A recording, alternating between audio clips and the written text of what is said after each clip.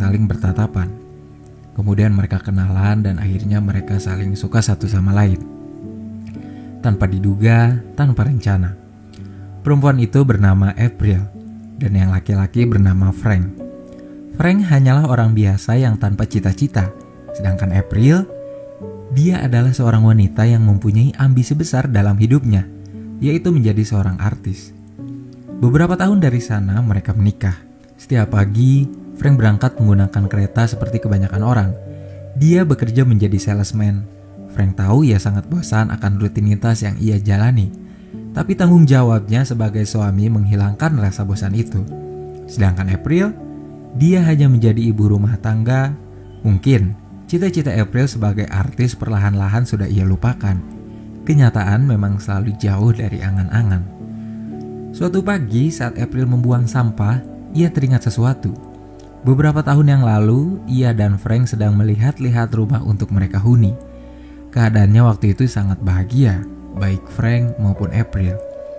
Bukan berarti April sekarang tidak bahagia, tapi ia hanya merasa ada sesuatu yang hilang darinya. Ia coba lihat foto-foto lamanya bersama Frank. Ia ingat bagaimana dahulu betapa bersyukurnya dia bersama Frank. Mungkin April hanya merasa bosan akan rutinitasnya sebagai ibu rumah tangga. Ditambah, cita-citanya sebagai artis sekarang sudah tak mungkin ia kejar. Malamnya Frank pulang agak terlambat. Di sana keadaan rumah begitu gelap. Tapi kemudian April dan kedua anak mereka memberikan kejutan untuk ulang tahun Frank yang ke-30. Frank begitu terharu. Matanya mulai berkaca-kaca. Setelah mandi, tiba-tiba April mengatakan suatu penawaran. Dengan penuh semangat April bilang, "Frank, kamu tahu kalau tabungan kita selama ini sudah begitu banyak. Tabungan itu akan cukup untuk membeli rumah baru. Dan juga tabungan itu akan cukup untuk membuat kita hidup selama 6 bulan ke depan tanpa melakukan pekerjaan apapun. Frank, ayo kita pindah dari sini dan tinggal di Paris. Bukannya kamu ingin sekali tinggal di sana?" Frank begitu terkejut atas apa yang baru saja April katakan. Ia bingung di sana nanti ia akan kerja apa. Kemudian April kembali menjawab dengan sangat yakin, "Frank, kamu tidak harus bekerja. Aku yang akan bekerja. Kamu cukup pikirkan apa yang seharusnya kamu lakukan." Frank, inilah kesempatan yang kamu miliki untuk menjadi seseorang yang kamu inginkan. Jelas saja itu membuat Frank heran. Apa yang dikatakan April sangat tidak realistis. Tapi di dalam hatinya, Frank juga begitu sangat tertarik atas apa yang April tawarkan. Dengan kembali meyakinkan Frank, akhirnya dia pun menyetujui penawaran April. Sekarang, mereka berdua kembali memiliki sesuatu yang membuat diri mereka semangat. Mereka memiliki sesuatu yang mereka kembali percaya. April langsung mengurus rencana kepergian mereka. Wajahnya begitu ceria, perasaan yang baru lagi April rasakan. Frank pun sama, di kantor wajahnya begitu ceria. Bahkan sekarang ia bekerja dengan begitu lepas tanpa beban, bukan seperti sebelum-belumnya. Ia ceritakan kabar bahagia itu ke teman-temannya di kantor, yang sontak saja membuat siapapun yang mendengar itu terkejut. Karena memang sangat tidak realistis untuk dilakukan, terlalu beresiko. Termasuk adik dari April yang bernama Millie beserta suaminya. Bagi April dan Frank, ini merupakan langkah besar yang harus dilakukan. Hingga suatu hari ia dipanggil oleh bos tempat di mana Frank bekerja. Tahukah kalian, beberapa hari yang lalu sesaat setelah Frank merasa hidup kembali karena penawaran April itu, Frank melakukan pekerjaannya sama sekali tanpa beban. Karena ia tahu, ia tak akan lama lagi keluar dari kantor di mana ia bekerja sebagai salesman. Ternyata, beberapa kliennya justru menyukai dengan ide-ide yang Frank berikan. Bahkan, berkat ide itu penjualan meningkat pesat. Jelas saja Frank tak menduga akan hal itu. Sekarang, Frank ditawarkan kenaikan jabatan oleh bosnya. Tak hanya itu, ia juga ditawarkan kenaikan gaji. Jelas perlahan-lahan sekarang Frank mulai tergoda akan tawaran bosnya. Sekarang justru ia seperti meragukan apa yang April rencanakan. Menurutnya, hal itu memang sedikit tak realistis untuk dilakukan. Tapi rasanya Frank tak mungkin membatalkan rencana April. Tapi kemudian di suatu hari ketika Frank libur bekerja, April memberitahu kalau dirinya sedang hamil. Dengan umur kehamilan sudah 10 minggu. Jelas April tak menginginkan kehamilan itu, karena takut hal itu membatalkan rencananya untuk tinggal di Paris bersama Frank. Tapi di dalam hatinya April tahu, kalau Frank memang tak mau pergi ke Paris. Ditambah, sekarang Frank mendapatkan kenaikan jabatan di kantornya.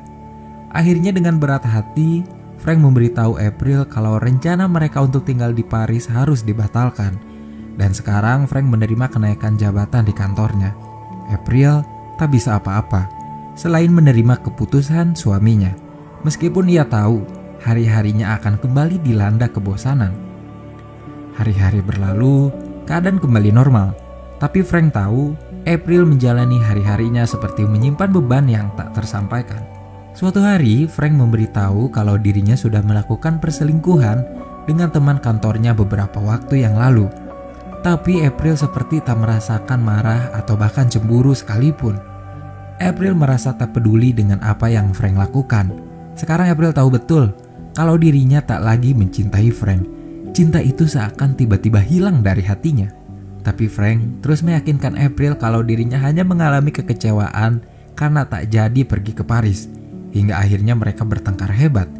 April lari ke hutan. Frank mencoba mengejarnya. Kemudian April menyuruh Frank untuk menunggunya di rumah karena ia perlu waktu untuk berpikir.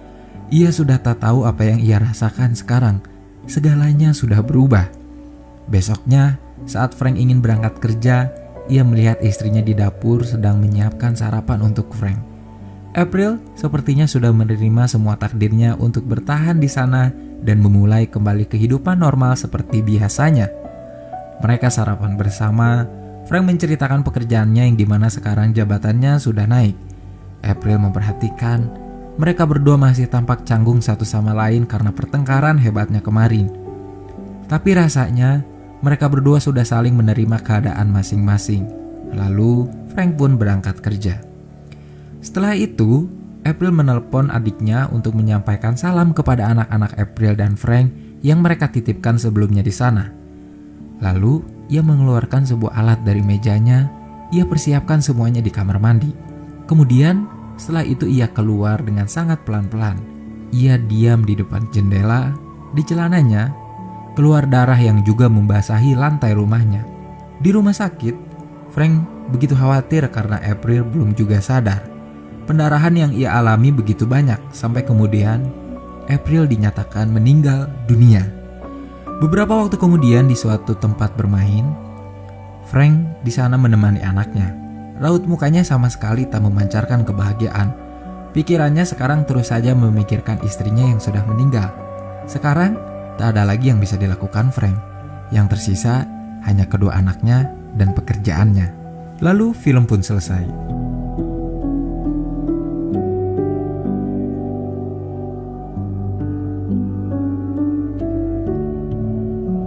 Mungkin film ini begitu dekat dengan sebagian orang, di mana kehidupan yang setiap hari mereka jalani terasa membosankan. Tapi tanggung jawab dan hal-hal lainnya mengesampingkan hal-hal yang terasa bosan itu. Film ini rasanya benar-benar mengajarkan saya untuk lebih mementingkan kepentingan orang-orang yang kita kasihi. Karena jika semuanya sudah terlambat, tak ada lagi yang bisa kita lakukan selain rasa menyesal yang tak akan pernah berkesudahan. Oh iya, mungkin kalau ada di antara kalian yang mikir itu